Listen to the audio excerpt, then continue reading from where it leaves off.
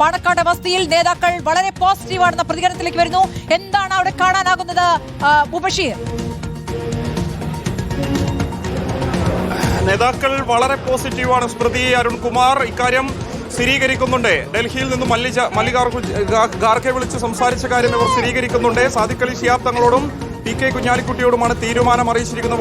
വളരെ കുറഞ്ഞ ദൈർഘ്യം മാത്രമാണ് സംസാരിച്ചിരിക്കുന്നത്. തീരുമാനം അറിയിച്ചിട്ടുണ്ട്. തീരുമാനം എന്താണെന്നുള്ളത് അവർ പ്രഖ്യാപിക്കട്ടെ, അതിനുശേഷം ലീഗിന്റെ നിലപാട് പറയാമെന്നുള്ളതാണ്. കുറച്ചുകൂടി വ്യക്തത വന്നുകൊണ്ടേയിരിക്കുന്നു. രമേശ് ചെന്നിത്തലയുടെ ടീം നിരാശയിലാണ് എന്നുള്ള സൂചനകൾ നമുക്ക് ലഭിച്ചുകൊണ്ടിരിക്കുകയാണ്.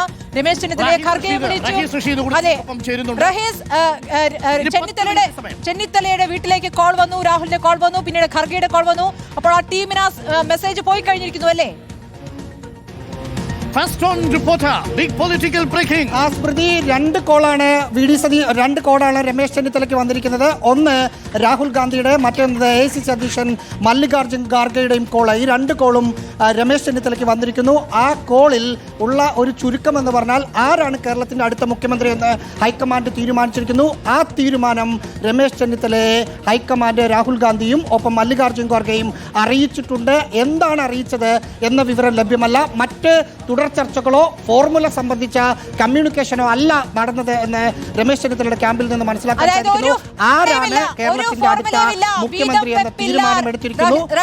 വീതം വെപ്പില്ല, ഒരു തരത്തിലുള്ള ഫോർമുലയുമില്ല. കേരളം ആഗ്രഹിച്ച തീരുമാനത്തിലേക്ക്, ജനവികാര തീരുമാനത്തിലേക്ക് എത്തുന്നു. VD സതീശൻ മുഖ്യമന്ത്രി. റോഷിബാൽ തീരുമാനം ഇപ്പോൾ നേതാക്കളെ ഓരോരുത്തരെ അറിയിച്ചു എന്നൊരു സൂചന.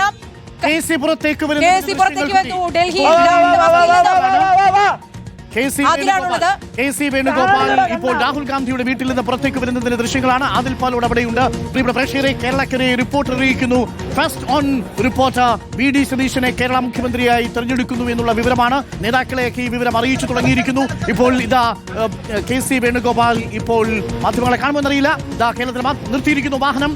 KC വേണുഗോപാൽ മാധ്യമങ്ങളോട് ഒരു വാക്ക്. സന്തോഷം.